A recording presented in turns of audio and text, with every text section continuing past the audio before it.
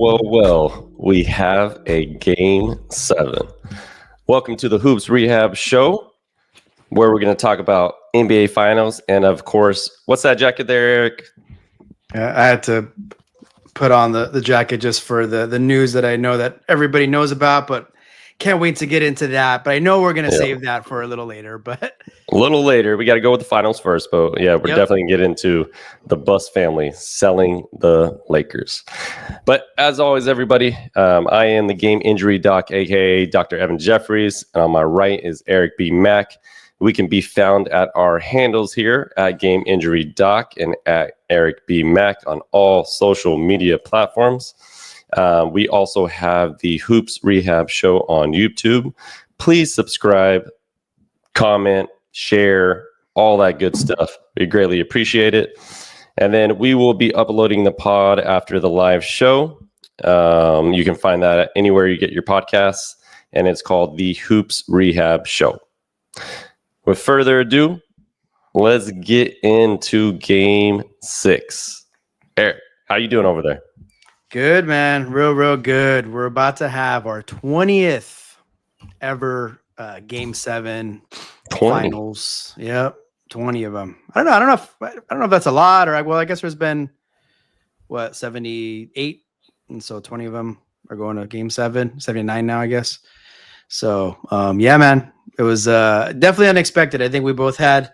I mean, I know you definitely were riding Indiana all series long, and I was kind of riding OKC. Even when it wasn't looking good in Game 4, but I think we kind of both thought that the season would be done tonight, and it was not even close to that, man. It's just crazy. I know we're going to break down quite a bit of the game, and just preliminarily speaking, like Game 7, here we go.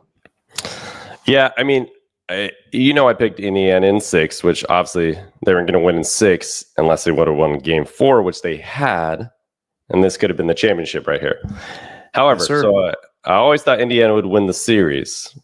But when Haliburton got injured and going into this Game 6, I mean, I never expected them to blow out OKC. Not only just win the game. Like, say they won in like the epic Indiana Pacers fashion, right? This whole playoffs. Yep. They literally blew out a team that – when you're a dominant team, a number 1 seed, you got somebody on the brinks of elimination, typically you close that off in a Game 6. But I will say, this is where youth showed, and their young age of 25.7, which is the second youngest team since the Blazers about 50 years ago, showed tonight. What do you think of that? What do you think of their mentality not to just come out guns blazing, ready to beat them?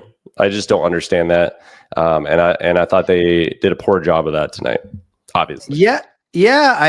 I mean, we didn't think OKC was going to win without reason. I mean, Haliburton's mystery, I guess, if you will, of how he was going to play, and the injury was a big part of it.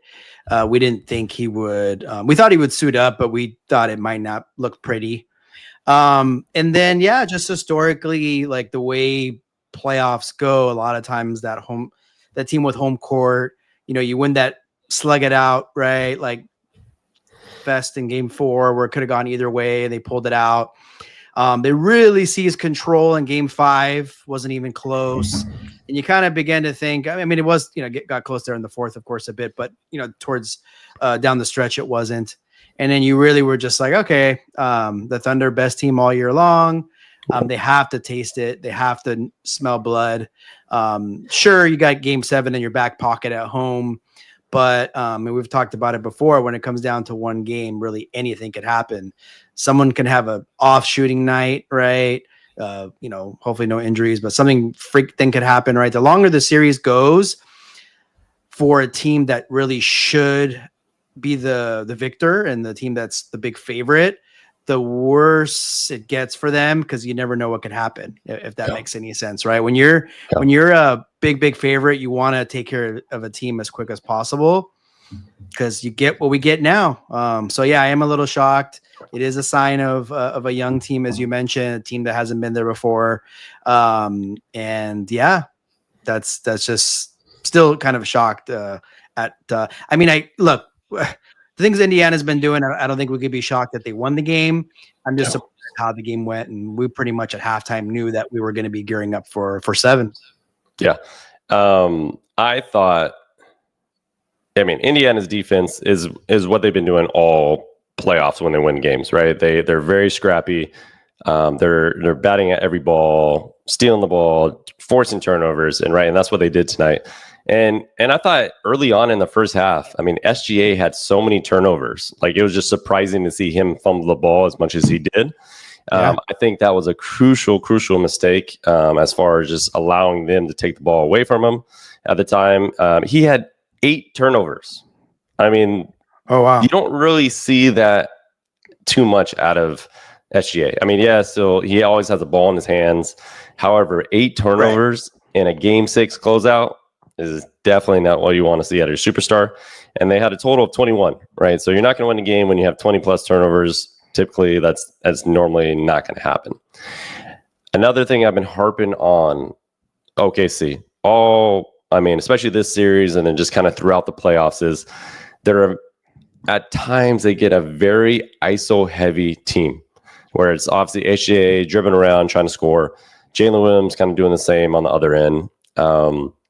And then kind of throwing it to Lou Dort to shoot a 3 and he misses, right? So they're not really getting any assists.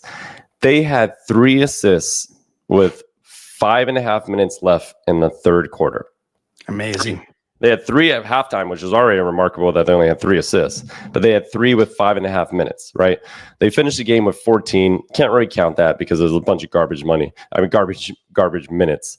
But 3 assists at that point. What do you make out of when OKC kind of gets into those ruts where they kind of play such ISO heavy ball? It's weird. It's one of these things that we've been talking about quite a bit this series, and I guess because they were so dominant in the regular season and then obviously really good. They're a good team. They're going to Game 7 of the NBA Finals, obviously. But it is so interesting that, I don't know, I feel like I could be wrong. I don't see it talked a lot about. I know we've been harping on it, where they really are an ISO ball type of team. The games, they're not going to have like these 30 assist numbers, but the games though that they're at least in the high teens, low 20s, or when they're at their best. And for them to be only at 3 with 5-6 minutes left to go in the third, it really tells you, right? Look, Game 4 was ugly like that too. I think it was at the game that SGA had 0 assists. And so I'm kind of starting to think that was just an outlier, that game. And so, we can go on about Game 4 and talk about how, Indiana probably feels they let that one go away big time now. Right.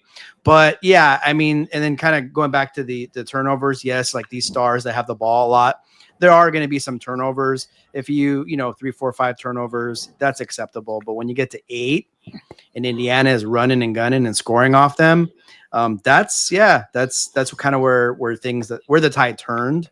OKC and Indiana were relatively close in the first. And then in the second, Indiana just poured it on defensively. And then that led to offense, and they were all over the place, and Thunder just could not hit a shot. Yeah. TJ McConnell probably had the biggest 11 minutes and a half you could ever have. Right off the bench. What he did in the first half, scrappy as hell, always hitting the elbow shot like he does, kind of dribbling from the other side to the opposite elbow and always making that kind of turnaround fadeaway. What he did was remarkable, and it gave him such a huge spark and literally won them the game in the first half. And number one, it allowed Tyrese Haliburton to kind of get some rest, not play as hard as he needed to. And then, as you saw in that second quarter, that gave him a little burst of speed, and he finally looked healthier, right? In the first quarter, he looked probably 70-80%, wasn't running kind of at full speed. But, man, did he pour it on in the second quarter. Even got that steal, turn it on past the Siakam for the dunk, right? He spins around. Oof, pretty epic, that was a big play. Right? You can tell that he was really into it at that point. Hit a bunch of step back threes, and it was kind of like his game of how he normally plays. And I think that was a big help of TJ McConnell and Obi Toppin, obviously. So their bench stepped up huge, and they needed that, and they will need that in Game 7 again. If they go on to win the championship, that play is going to be the signature play, I think, for Indiana forever. Because that was amazing. Haliburton passed Siakam, right? And that was the one for the dunk, or he had a Siakam that was the one for the dunk. Yeah, he's still kind of passing from the corner, and then just dunked it on him. So it was pretty remarkable. Yeah, and Obi Toppin a big 20 points. But I mean, we talked about TJ McConnell in Game 5 quite a bit. How he really played a huge factor in that comeback they had, and so I think Rick Carlisle noticed that and said, "Hey, we got to get him some minutes." And I was thinking like we got to see him get 30 minutes. And obviously the way the game got out of hand, it made things a little different. But his minutes were huge, and I expect nothing less in Game 7. You just need a guy like that. I mean, we know what Caruso means to OKC, and they're obviously different levels to those two players, but it's still they both have that grit. They both have like the stat sheet doesn't always show what they really do out there, and so sometimes it comes down to that. And when you're at home, those others tend to step up, and so we'll see if they can take the show on the road in Game 7. Yeah, pretty remarkable. I know I don't want to get too ahead of myself when I talk about this, but I was just doing some thinking since it's now a reality that Indiana can win a Game 7 and win a championship. Yeah. Who the hell would be MVP for the Pacers? Yeah, like obviously, I think it depends on who dominates Game 7. But like, who's the front runner right now? Because I have one in mind, but I mean, who would you say the front runner is? I mean, I would say probably Siakam. I feel like he's like just been like just super consistent these whole. I mean, I know it doesn't matter in the playoffs; it's about the finals. I would say him, but I think it's that one time where it's like it could be up for grabs. Where, of course, if we know who's going to win it if OKC wins it, but if Indiana wins it in Game 7 and there's one player that just is outstanding in Game 7. And of course, it has to be like, one of the, like, it can't be Obi Toppin getting like 40 or whatever. And he wouldn't get MVP, most likely that. But you get what I'm trying to say. If it's one of those top 2 or 3 guys, I mean, it's going to be Haliburton or Siakam, right? Yeah, I mean, I think so. You would think it's going to be one of those two. I mean, some other guys have contributed, but for like a Finals MVP, it's going to be SGA or one of those two guys, I would say. But it is. I mean, it just shows they're very well balanced, and it would be like a tough decision if and they hope. I'm sure they don't care who it is at this point because that means they won, right? Yeah, I don't think it really matters on their end. It just is one of those where interesting to think. Yeah, they've had very rarely like 20-point plus score. Siakam's got a couple 20s, and Haliburton had one, but like really just not getting much like that. They're more balanced overall. We got our guy Cam Miller saying TJ McConnell. Now that would be something else. I don't think he gets the MVP, but he for sure will be a huge reason why they win it if they do win Game 7. So I think out of Haliburton and Siakam, whoever has like the better game, or more has a more of an imprint on Game 7, and they win, then it'll be one of those two. But yeah, TJ McConnell, like maybe he can, I don't know, get if they had some kind of trophy for grittiest player or kind of comeback player, right? He's kind of didn't play as much as he had in years past, especially these playoffs, and he stayed ready, as you could see. Yeah, he's made a hell of a difference in this series. So let's get a little bit into Tyrese Haliburton, just because going into this game and all you heard was, number one, he has a calf strain, which was already concerning kind of going into the game. That the risk of making that calf strain worse, or the ultimate risk of what we saw with Kevin Durant, which would be a torn Achilles, right? So there's always that kind of in the back of your head, back of your mind. But from the end of Game 5, no matter what Tyrese has said, he's going to play in Game 6. it always kind of interests me because they always say it's always up to the medical team to approve this. Yeah. Now, Shams reported that they did a strength test. Okay. I don't know what the strength test would be besides him kind of moving around and seeing if he has pain, which he could obviously say, I don't have any pain right now. Right. So they always say, oh, well, if he wasn't healthy to play, they would never approve him to play, or they would never allow him to play. And that's not really true, right? We know that if you're a star player, you're going to play no matter what. You're not going to tell LeBron James not to play on a torn whatever he has, right? So I think it was always up to the player and not so much up to the medical team. What do you think of that? Yeah, unless it's like something egregious, right? Where it's like you cannot play and it's just like a no-brainer. But yeah, you're going to get like medical advice, right? You're going to, which I think it's smart. I think you can kind of clear the air if you're medically cleared. I feel like it's like more so if you're coming off an injury and you're out sometime. I think that's where you would probably take it more serious or more, like especially in the regular season, right? Like take it, as kind of gold. And so with this, I'm sure it's like, let's get that doctor clearance for like peace of mind, just kind of like from a mental kind of deal. But yeah, you're right. I mean, these guys like NBA finals, late in the playoffs, you may as well not even get that advice, because if you're going to play regardless, and it's your body more than anyone, right? And so I feel that is interesting though, that they kind of that was kind of floated out there, and I think he would have had to like be on a wheelchair to not play out there today. And so hey, he got through game 6, it seems fine, and he can knock on wood, and he's got one left, win or lose, there's one left. And I just hope that whatever he's got going, that he's, as close to 70, 80, 90% as possible. And hopefully nothing worse happens. And he can go into an off season, whether it be in an amazing mood or not, somewhat healthy. Yeah, no, you make a really, really good point about him.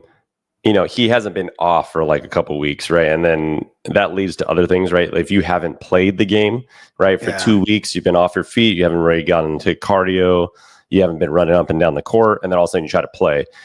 Everything's kind of stiff, and those are probably more of the risk factors, like KD being off, 3-4 weeks, and then coming back and playing his first game, right? So it's just a different breed. Now, Absolutely. He's been playing. Right. So that is a positive that he's been playing. He's still in shape. His body's understanding where he should be in space on the court. So that's actually a really good point. And even though he has a pretty significant injury, but it's not like he's had a layoff of a couple weeks going into that game 6 or going into a game 7. I like that as a really good point on just saying like he's still fresh in that way, even though he has an acute injury. Absolutely. Now, the good thing I would say with obviously this game is that it was a blowout, and he was able to rest the whole fourth quarter. And that means he's going into, no matter what, he's going to go into treatment protocol right now for the next 72 hours until game 7, right? So the good thing is he's getting as much treatment as possible, and it didn't look like he aggravated it in game 6. He looked pretty good on the court and only looked like he got better throughout the game. So those are definitely some positives kind of going into game 7 for any Indiana fan or people thinking like, hey, he looked like a shell of himself and he hurt the team, which was the opposite. He definitely helped the team tonight. Yeah, I think if it was early in the playoffs, it'd be tough because like that's just one of those injuries that are not going to just get better all of a sudden. Like he's going to just have to keep playing, and it could potentially get worse. Yeah. When it's like, hey, 2 more games and now 1 more game. We talked about that extra day, so they are once again going to have an extra day to get to game 7. So all from both parties, they can kind of get healed up and get mentally ready for this. So. I guess the good news is he didn't re-aggravate it. He didn't have to play huge minutes tonight. If we would have looked at the stat sheets and said he played like a low 20s, we probably would have thought, oh man, he probably gave it a go, maybe first half, second half, and it just probably didn't pan out. But the good news is, got an extra day, like I said, and figure he'll be ready to roll in Game 7. Oh, I think you're on mute, Doc. Sorry. It was best case scenario for Indiana and worst case scenario for OKC, to be honest with you, right? So I think if I'm an Indiana player, I got the most confidence going into this Game 7. And I should be really worried as OKC. I know you go home, some home cooking, but just how you showed up for a Game 6 is just not how you do that in the finals. But yeah. We talked about this a little bit. It is similar to how that Denver series went, right? Yeah. And then when they went go home, they went in Game 7. They beat them up pretty bad. So we'll see what happens in this Game 7. Yeah, I mean, as you recall, that was the Aaron Gordon game. So they have some experience with it. I mean, you get home court advantage throughout the playoffs for this situation, right? Game 7 finals. I mean, you don't always expect for the game finals to go to 7, but you have it at home.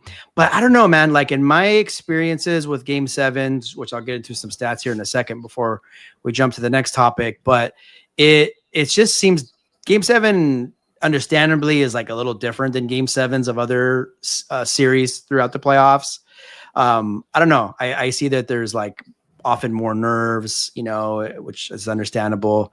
You don't see like the best out of teams always because I guess from an offensive standpoint, because every single possession is key. It's not, you cannot take a possession off, right?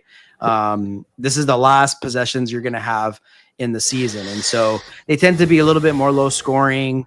The ones that I could think of, I think you guys know that the last one, it was very memorable when it was Golden State and Cleveland in 2016. That's when Cleveland came back down 3-1 to win the series. It was a game in the 80s or what have you, right? It was a slugfest. And Kyrie hit the big shot at the end. LeBron had the big block, of course. And so, before that, San Antonio and Miami played a couple years before that. Us Laker fans recall, 15 years ago now, Lakers versus Boston. That was like a 73-69 or something like that. Yeah. 100%. Yeah. It was just low scoring. And so that being said, it gets dangerous, even though I think OKC will have the advantage, they'll be favored and all that good stuff. Nothing different from Indiana, right? Or what Indiana is used to. So I did say this is the 20th Game 7 of the finals ever. So the home teams are 15-4. So out of the 19 games, we have to favor the home team 15-4. But the very last Game 7, the road team won. So it's definitely possible. And it isn't a very veteran type of team, with OKC, as we alluded to many times.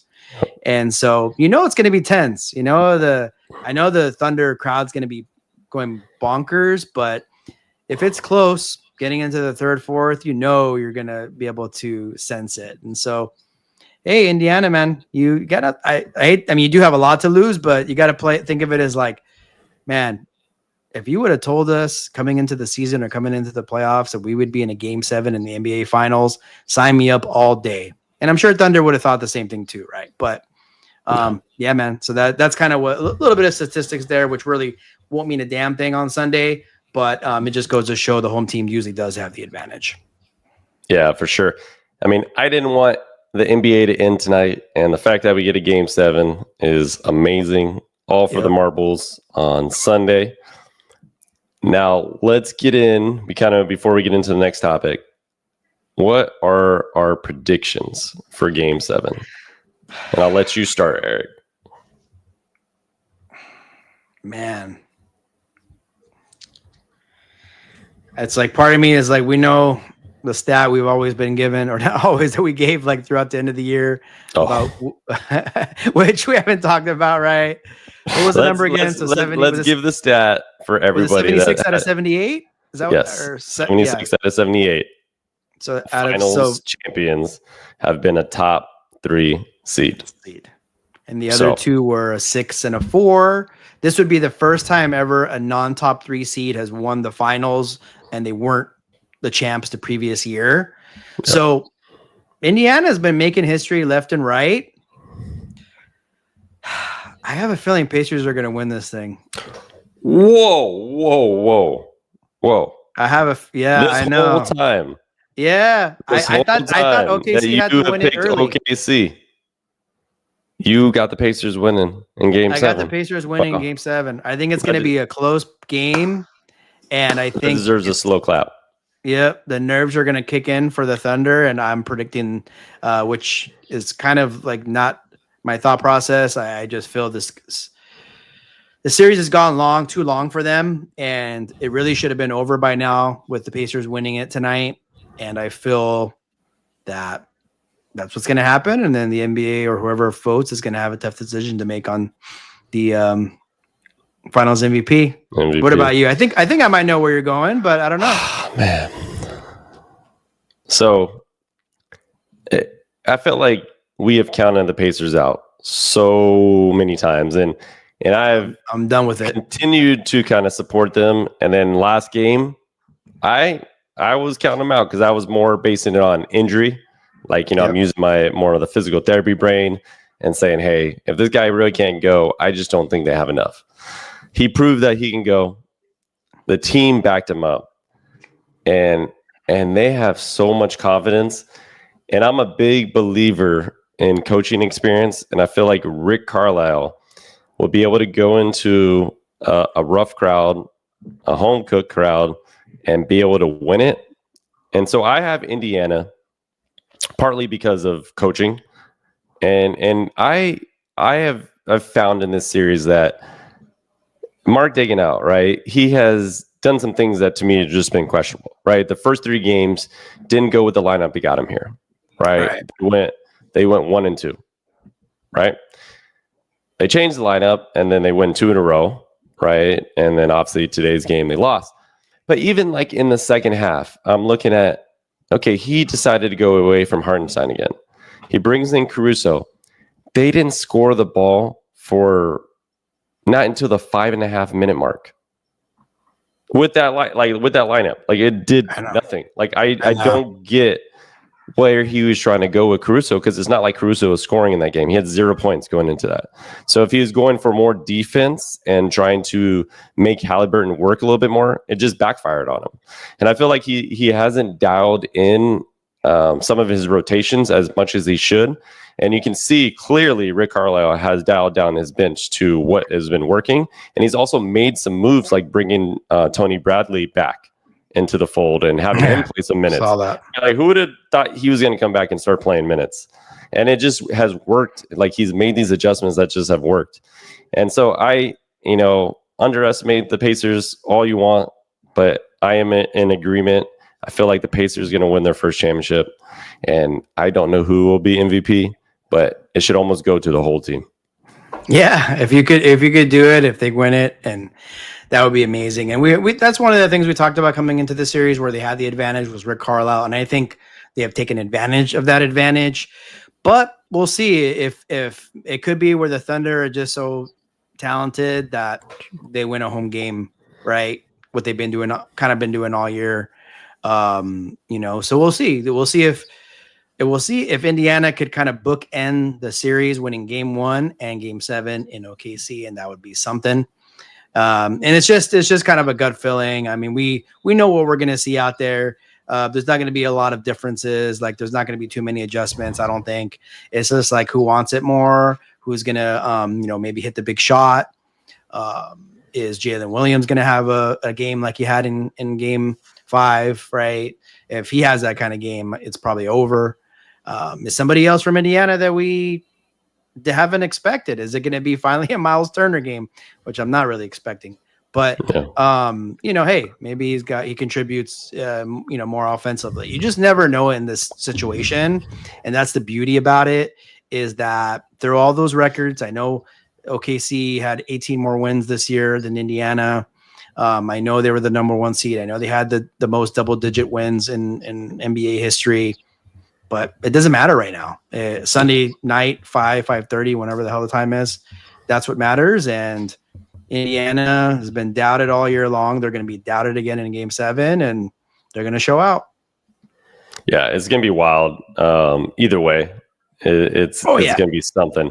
But I do feel this would be a devastating loss for OKC. Like when you look at both teams, like who were to lose, who would it affect more? I think it affects OKC tremendously, a lot more, because you were the top seed, top dog, best record, have all the talent, and you let this Indiana team win. I feel like that just because everybody's kind of crowned them as this dynasty, right? I just think that would be almost like to the point where it might backfire on them and then create this maybe we aren't as good as we think we are. Yeah. I got to win it. Losing a game 7 like that would just be so difficult. But I feel like it wouldn't. I feel like Indiana would still try to get better and be ready to get. It wouldn't affect them as much as I think as it would OKC. But yeah. I mean, they're the big favorite. So yeah, it's look like. I mean, we'll see what happens afterwards. I think Thunder would probably feel good about like where they are coming into next year. I think Indiana is just kind of like on a heater right now, and we'll see. Right, the East will be wide open again next year, as documented, and so they may have another crack at it. But this is big because like what's been talked about, like we got a dynasty supposedly in the making, and you got to get one before you do that. And if you have look, like they're not playing Boston in the finals. They're not even, playing like Philadelphia with a healthy, Embiid and Paul George and, a couple of the other East teams that, Milwaukee, right, with a healthy team. They're playing an Indiana team who's just gutting them out right now. And so, yeah, man, it's going to be, it'll be a tough blow for sure. But they're probably not really thinking about that. They're just thinking about, let's just win on Sunday. Yep. Last question. What jersey is Reggie Miller going to wear to Game 7? Because I'm sure he's going to be there. He's got to be there. Yeah. What jersey does he wear? I'm trying to. It's got to be like. He's been wearing all his teammates. I know. He's worn Rick Smith, I'm assuming, or I don't know. This finals has been what? Mark Jackson, Dale Davis, the Davis boys, and then tonight was Jalen Rose. I feel like if when I think of like a running mate with Indiana, with Reggie Miller, I do think of Rick Smith. Like the other guys you mentioned were like not on all the teams. Yeah. Pretty sure. Well, I mean, Smith's ended up retiring, but like I'm talking like 90s to like 2000, 2001. He was like his running mate, and so I would say maybe him. Unless there's just someone we can't think of right now that when you think of Indiana basketball, it's that. But that would be interesting to see. I felt like he wears himself. Yeah, I was gonna say that. Like, but what? It's cool that his son has been wearing his shirt, like his shirt of him. Right. Some sort of like the magazine cover was tonight. The choke sign, stuff like that. So it's kind of cool. I like to see that, but we'll see what he wears. I was actually thinking that, but we'll see. All right. Dun, dun, dun, dun. Let's get into news that broke yesterday. We wanted to jump on yesterday, but we knew we were going to have a show tonight. Eric, this is the second time I have been completely stunned by the Lakers this year. Number one, it was the Luka trade. Number two, the Buss family sale on the Lakers. I mean, what was your initial reaction and what did you think? Man, seriously, like it's funny that you say that because like Lakers just seem to come with like this big news, and we always talk about it how when you start, whether if it's a trade or obviously with this, when you start hearing rumors about things is when it doesn't actually happen. It's more so, just out of the blue. And so, look, like now that it happened, I know there's a lot of chatter of like, oh, kind of the writings was on the wall.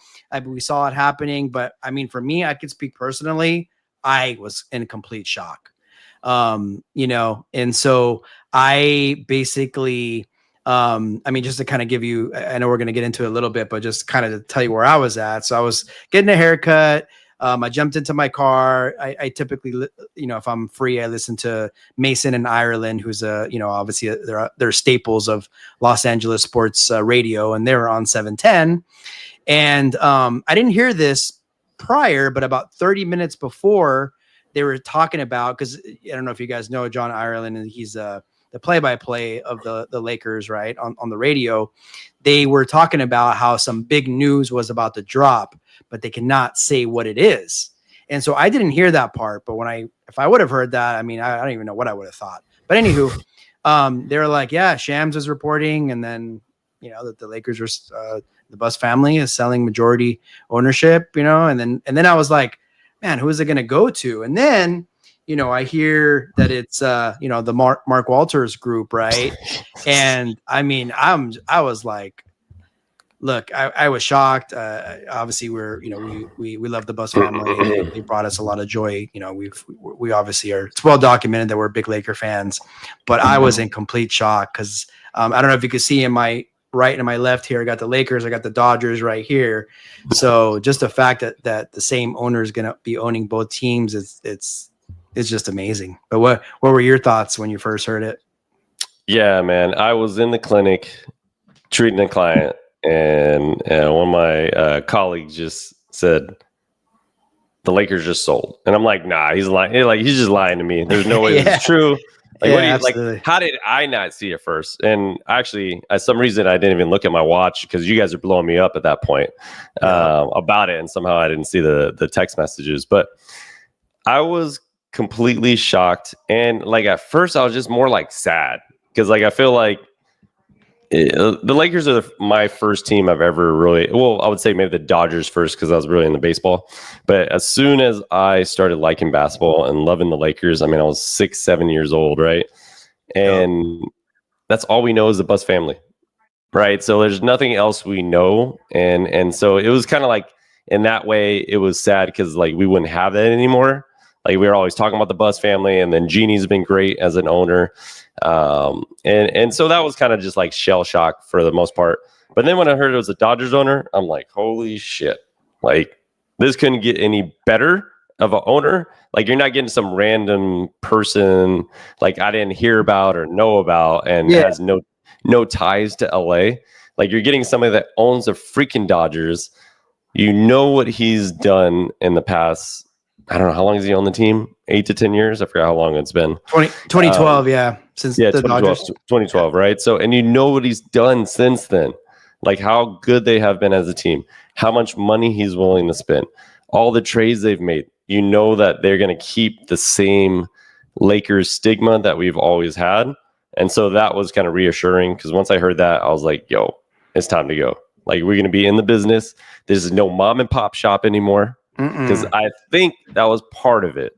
And I've always told people this of like, the Lakers have been like, Jerry Buss put all his money into this franchise, right? Yeah.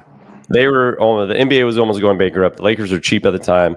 He had to basically use his money that he's had and put that into it, probably kind of go in debt just to have the Lakers. So you knew like all their money was essentially always tied into the Lakers.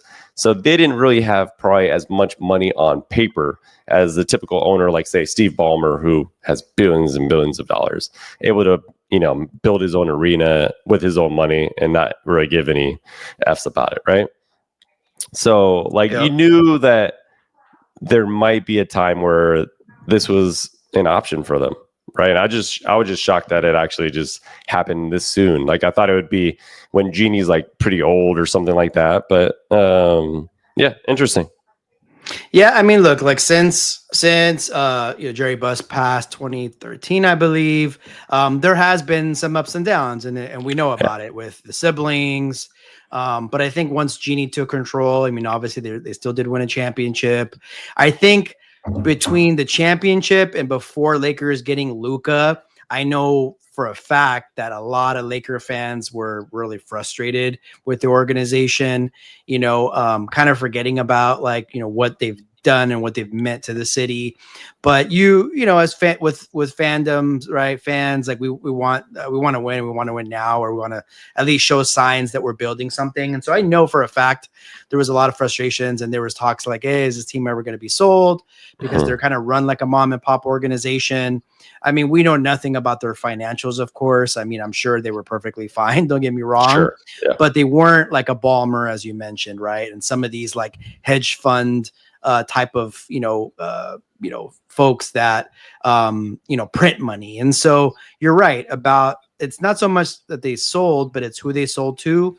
If it was just some kind of random, group that, like I just said, prints money, we don't know how that could turn out, right? I mean, we know there's a lot of bad owners that have a lot of money, whether, they don't know a lick or they are too involved. You see it all the time. And so I think, and I think was part of it. Like part of it is the Lakers Buss family got an offer they couldn't refuse, but I think they also wanted to make sure that the Lakers were in a good place, like moving forward. And we'll get into the particulars here in a second, but that's just kind of like first thought is like bittersweet. But it was kind of going to happen eventually. When you hear about it on a Wednesday afternoon, where it really wasn't talked about at all, at least publicly, it's crazy. And now I'm like starting to like hear these things that I guess I didn't even realize that he had like 26, talking about Mark Walter. He had a pretty good percentage of the team already. I'll be honest, I didn't know that. I probably should have, but I didn't realize that he already had that since 2021. So pretty crazy. Yeah, because I remember the guy from AG owned it. Yeah, owned that portion, and then he bought that, right? Like I bet I didn't I couldn't. If you asked me who owned other portions of the Lakers, I would have not ever said him. I just remember that that transaction happened and kind of just forgot about it. I think that's probably what it was. But yeah, one of my thoughts was right away was like, hey, like we ain't gonna be cheap anymore. And when I mean cheap, like I'm talking about training staff, medical staff, anything in the arena of helping the Lakers, they're going to spend more money on that. And I think that's something where, the Buss family sometimes may have cheaped out on some of that stuff. I'm sure they paid people pretty well, but from what we've heard, like through the rumors and things like that, you've heard like sometimes they can be cheap when it comes to that, or even sometimes with the head coach, right? Tyronn Lue, what do you want? 5 years, wanted to go right? 3. And some more money. Lakers wanted to go 3, right? So like we've known that they've had some things like that will happen. They're usually never cheap when it comes to players. They usually will play their players for the most part all the time. As much as their value is, as much as their worth is. But now you kind of have more reassurance that I feel like they will spend what they can on that outside stuff besides just the players and things like that. Oh yeah. I mean, they depended on their lure or like the brand for so long. And hell, I mean, at the end of the day, it got LeBron James to come. We know Luka was a trade, but that's going to lose its steam after a bit when you have like a lot of these other teams with top big dollar owners that are really just catering to the team, and you're getting everything that you could hope and wish for, like you said, medically, training staff, like just more, front office execs, analytics, things like that. Scouting. And so, we know that it's not going to, unfortunately, it's not like baseball where you're just going to be able to just get whoever you want. I'm pretty sure all you guys know that by now. But, and it's tough with the second apron, but like, I think something like with Alex Caruso that happened to him like 4 or 5 years ago. I mean, let's be honest, like Lakers didn't want to get into the luxury tax. Sure. And so that is like an example of something that probably wouldn't happen now. Now, again, it's different. There wasn't the whole first and second apron at that time. So there's some different variables now, but that's just an example of not wanting to spend a little bit more to get into the luxury tax, to kind of pay this like high dollar, tax bill. Right. And it's easy for us to say, just pay it. But when you're an owner of a team, I mean, it's your guys' money. Right. And so, it's that stuff we won't have to worry about. And it's going to take like some time. I don't think it's going to do much for like this off season. We know Jeannie Buss is still going to be involved from what it sounds like, at least for a bit. We'll see what that means. I don't know if it's just more of like a figurehead, right? Or if that's like, they actually really mean that. We saw what happened with Mark Cuban, where that was set to happen. And we damn know for sure that if Cuban was had all basketball say, that he would not have traded Luka Doncic. So we know that's not real. So we'll see about that. Yeah, that's a good point. I mean, they did say she's going to retain governor position for the next couple of years or foreseeable future. I thought with Cuban, they were saying he would have some say in that, but for damn sure he would never trade a Luka.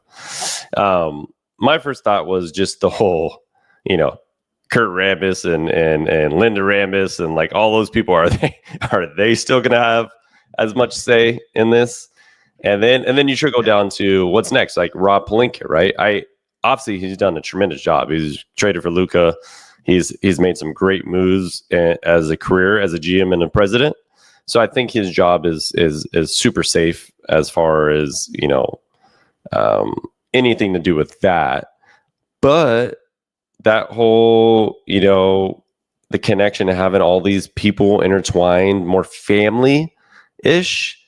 Like the buses in there making every decision, even the younger brothers, everybody like that. I think that for sure will change.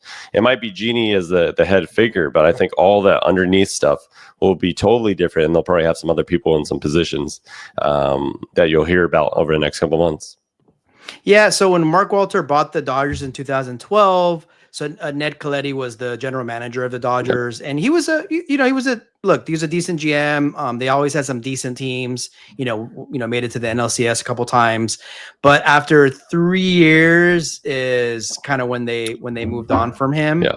Right. So once they kind of hit a wall and the same thing was happening every season, they were decent, but just kind of, either missing the playoffs by a hair or getting there and, going out early. They made the move, right? And so it could be something similar, right? Where we know there's not going to be any drastic changes, I don't think, early on. Hell, I mean, he's been associated with the team, Mark Walter, since 2021, having 26% ownership. So that's kind of nice, right? He knows there's like the pulse of the organization, somewhat, I would imagine. And so, from what I'm hearing, right, he's a great owner. He knows when to, stay out of things, but he also knows when he needs to meddle in things, And so, yeah, though you're right. Like she'll be that figurehead. She's still going to have like, a decent amount of ownership in the group or with the team. But yeah, those other guys, if, things don't kind of pan out the next 3 or 4 years, there could be some changes for sure. Yeah, that's a good point. I mean, I think if there becomes like a lull or if we're just plateauing and kind of staying at the same position, there'll be some, I think, more drastic changes that will come and some just philosophy changes that will happen.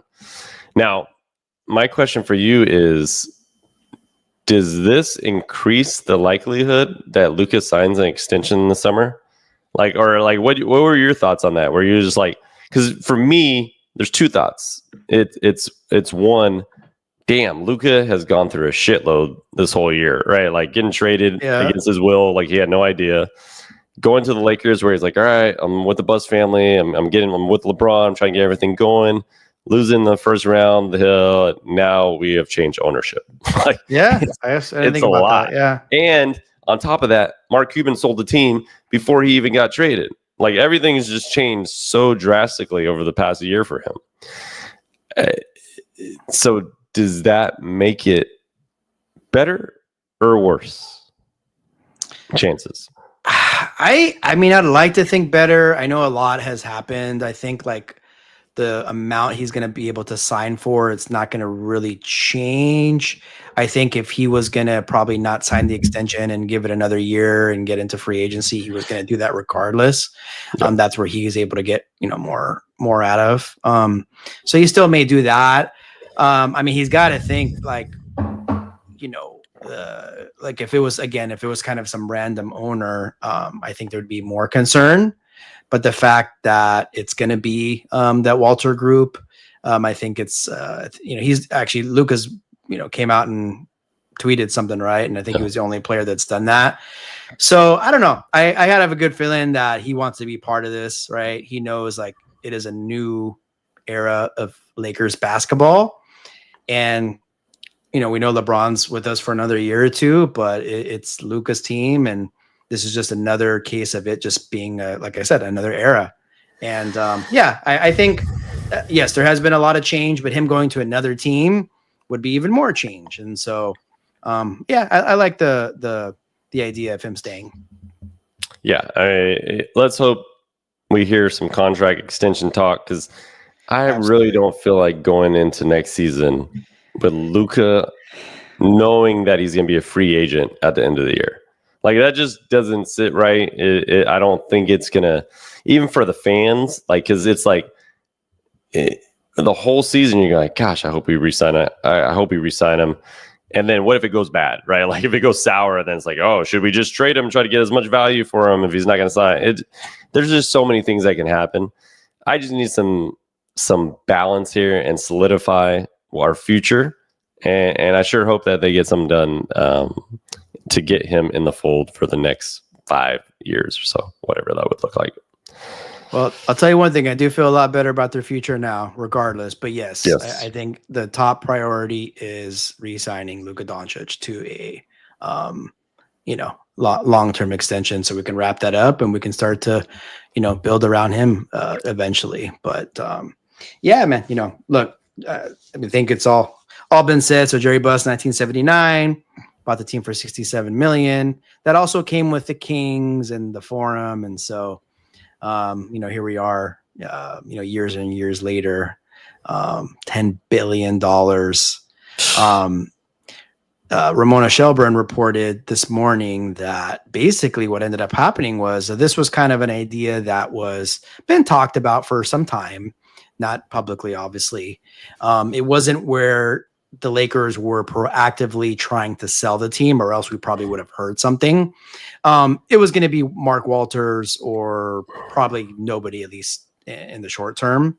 And so just yesterday, because there's 6 Bus kids, and all Bus kids, have a stake in the franchise, right? And so they all voted, and there had to be a majority vote, one way or the other, right? Or no, a majority vote for it to actually happen.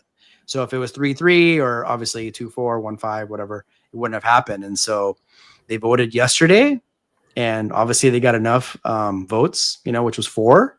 And that's why the news came out yesterday. So it's pretty crazy. Like, I wonder how it all went down. Were they like sitting in a living room or sitting in an office, and they're like, guys, like, we're going to have to worry about a damn thing, for the rest of our lives. And so that's how it all went down.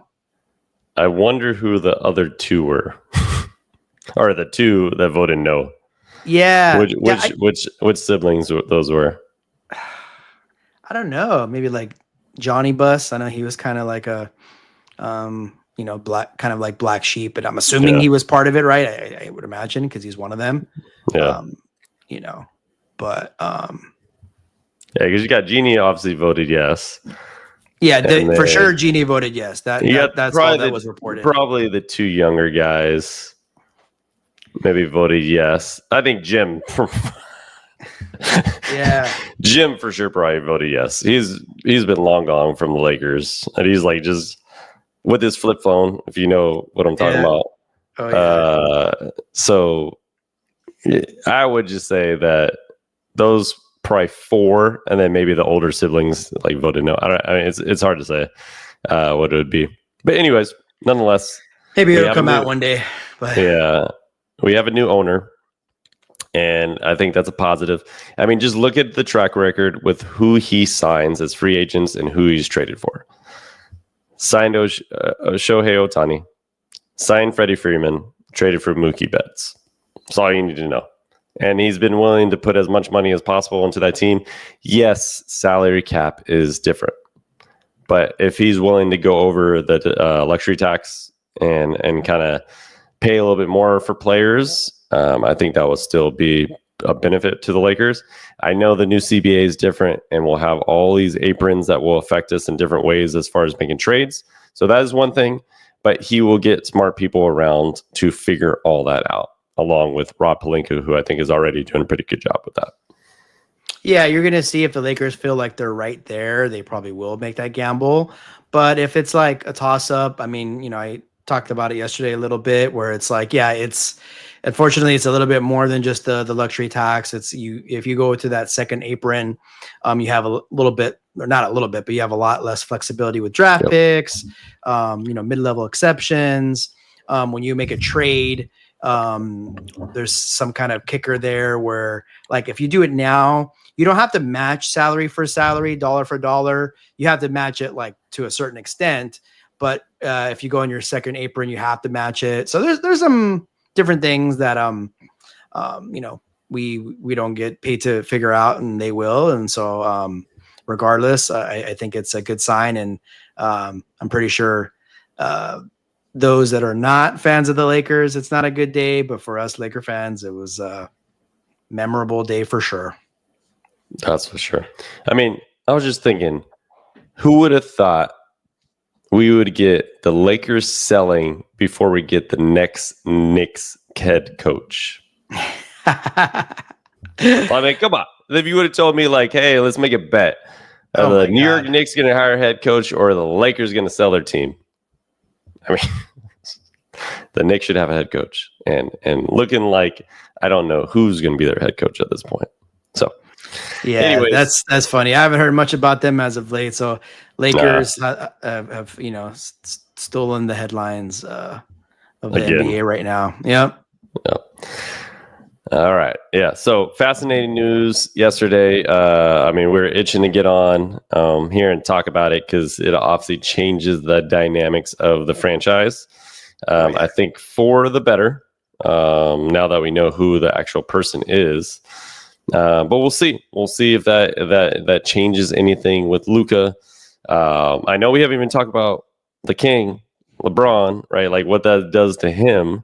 But I honestly don't think it makes any difference for him. He was going to either stay or do whatever he wants at regardless of whatever happens with ownership.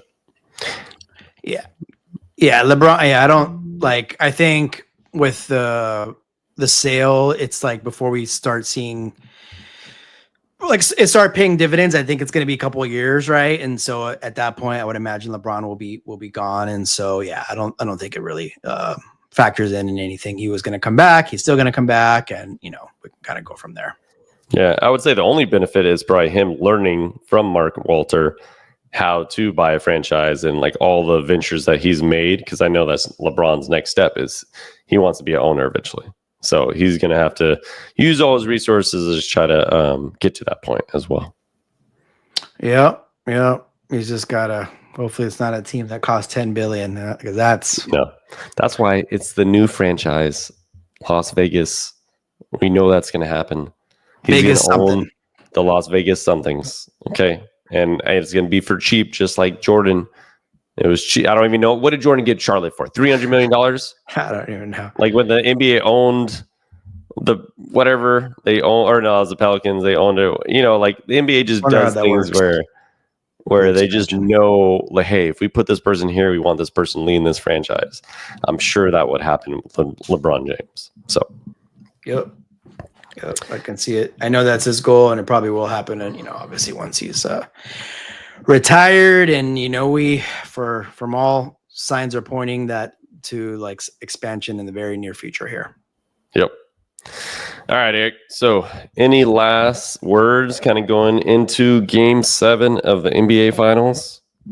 Just happy to see Game 7. It's been a while, been 9 years. We talked about how it'd be great to see it. We got it. Got a couple of days off. Game 7.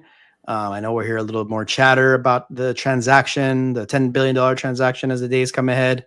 But yeah, man, just ready for Sunday night, and may the best team win. Yeah, looking forward to it. We both have the Indiana Pacers winning a Game 7. It was shocking to hear Eric B. Mack say the Pacers after picking OKC this whole time. But let's see what they're made of. Let's see what OKC is made of. But until then, the Hoops Rehab team is out, guys. Peace out. Peace out, everyone.